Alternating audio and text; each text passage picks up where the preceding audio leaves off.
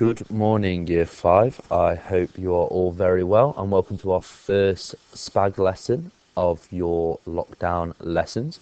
Okay, so today's LO is to consolidate my understanding of nouns, and today's date is Monday, the 11th of January. So just before we begin, what I would like you to do is make sure that you have in front of you an exercise book and a pencil, please. Now, if you collected your packs, you should have received a exercise book that you can do all your work in. Make sure you keep it nice and safe, please. If you didn't come and collect your pack, however, I need you to make sure you find some paper and keep it safe so that we can collect it when you come back to school, hopefully in February. Another thing before I start as well is just to let you know you can pause the PowerPoint at any point. You can rewind it if you're struggling with things and have another go. That's absolutely fine. And if you look in this bottom right corner here, we've got a little image of a pencil and paper. Whenever you see this on your screen, that's when you know you need to do some writing. Okay, I hope that all makes sense. So the first section today is we're going to be looking at nouns and pronouns. Now remember, nouns are our physical objects and pronouns is a word that replaces a physical object. So for example, like he, she, or it. So the first task I'd like you to do is to sort these nouns into the correct place on the chart. So you've got your proper nouns, which is things like your names, your common nouns, which are basic objects like your table. Abstract nouns is more of like a feeling that you can't physically touch, and a collective noun is a word that describes a group of nouns. So quickly pause the video and give this table a go for me. Okay, here are our answers now. So you can see proper nouns, common nouns, abstract nouns, collective nouns, all in the correct place. Hopefully you got them all correct. This one we've got which are the pronouns in the sentence below. So what I'd like you to do is quickly pause the video again and run through the pronouns in there. There should be 4 of them. Okay, so here are answers. Everyone, who, he, and he. Okay, they're words, the pronouns that replace the actual nouns. Again, have a go at this for me. Pause the video. Okay, and here are answers. Dog, Rita, and Dad, they're all nouns, and pronouns, us, myself, and mine. Right, our second stage now is fronted adverbial. So remember, a fronted adverbial, you did this before, is a word or a phrase at the start of a sentence that describes the action that follows. So for example, you have your where, your when, and your how fronted adverbials. So it might describe where the action happened, or when the action happened, or how it happened. So we have a look at this example here. We've got before long, the bus had arrived. So before long is your fronted adverbials. It describes when something happened, okay? In the distance, a wolf howled at the moon. So there, the fronted adverbial, in the distance, so it's where something happens. And the same for waking up, the lion cub opened its eyes and yawned, and the same for the final example there.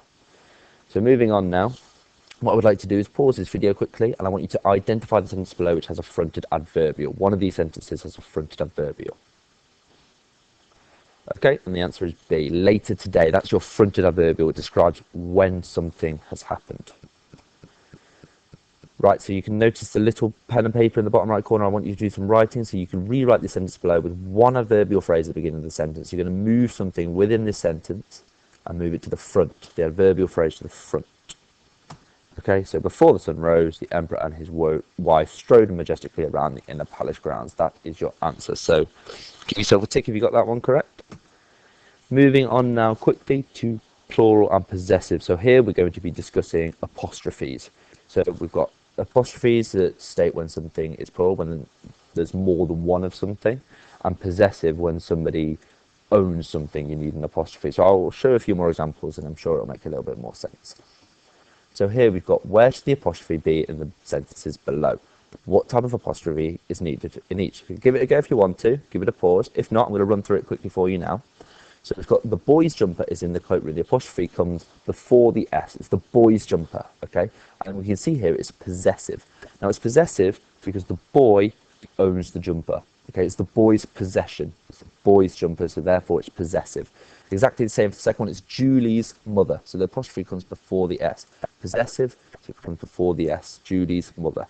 And exactly the same for this bottom one here. The neighbour's dog. The neighbour owns the dog, so it's the neighbour's possession. So it's possessive. Apostrophe just before the S. And here we can see this is a contraction apostrophe because it doesn't own finally. It doesn't quite work like that. So it's finally my birthday. It's a contraction apostrophe because it's replacing a letter. It's replacing the letter I. If we see we had an I there and a space, it would be it is finally my birthday. Okay, so the contraction apostrophe is when it's replacing a letter. So moving on to the next one, we've got identify the possessive noun sentence below. You should be absolutely fine with this. Give it a pause, should be able to identify it. Of course, it was cousin's dog. It's the cousin owns the dog. It's a possessive noun. Give yourself a pause here. I want you to do the writing, please. So add the correct word for the word band of sentences below. Okay, go through the answers. So the girls arrived on time. So the group of girls, it doesn't need to be apostrophe because there's lots of girls. So the girls arrived on time. And then the second example was neither of the girls' dresses were ready. Now this apostrophe comes after the S and not before, because if it went before, it would mean there was one girl's dress. However, in this case, there are lots of dresses and lots of girls, so therefore, neither of the girls' dresses were ready. The apostrophe comes after the S. So finally, direct and indirect speech. So direct speech, just as a reminder, is when you speak directly to somebody, and indirect speech is when it's said not directly, so somebody else has referenced it. So for example, it might be an example of indirect speech may be Danielle suggested to Benjamin that he really liked chocolate. So it didn't happen immediately, but it's been said. Okay, so it's referencing something that's already been said. So what I would like to do now is rewrite the following statements as sentences using the correct punctuation. So just give it a pause and try and complete this for me. Remember, don't forget your speech marks. Okay, hopefully you've all completed that now. So here's just an example. Is Max asked, shall we have a pizza or curry for lunch? So he's got all his punctuation, his speech marks in the correct place, a bit of punctuation after the word asked there as well. And pizza please, I had curry yesterday, Sky replied. So remember, a piece of punctuation always before the speech marks, and speech marks either side of the actual speech. Again, some writing for me please here. So add the missing punctuation to the paragraph below. Are you excited about the school trip? Asked Louisa. Definitely. It's going to be so much fun, replied Yasmin. Louisa said, I can't wait to go on all of the rides. So what I'd like to do is rewrite this sentence for me and make sure you include all the missing punctuation as well. So don't forget your speech marks. Here we go, and here's a corrected example with the speech marks included. Give yourself a tick if you got that one right.